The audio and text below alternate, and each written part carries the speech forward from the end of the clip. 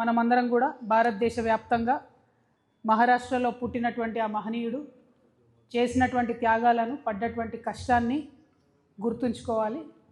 ఏ విప్లవం తీసుకురావాలన్నా దానికి త్యాగం అనేటటువంటిదే పునాదిగా ఉంటుందన్న విషయాన్ని మనందరం కూడా గమనించుకొని, మరి మార్పు సమాజంలో తేవాలంటే ముందు మన వైపు నుండే మొదలు కావాలనే అంశాన్ని కూడా గుర్తుపెట్టుకోవాలి. మనం పోయే తొవ్వ ముళ్ళబాటలాగా ఉంటుంది, ఎవరు వెంటనే సహజంగా ఒప్పుకోరు.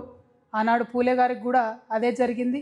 అనేక రకాలైనటువంటి అవమానాలు ఎదురైనప్పటికీ కూడా తను నమ్ముకున్నటువంటి తొవ్వను విడవకుండా ముందుకెళ్ళినారు. కాబట్టే ఇన్ని సంవత్సరాల తర్వాత కూడా ఆ మహానుభావుని మనందరం కూడా గుర్తు చేసుకుంటున్నటువంటి సందర్భం.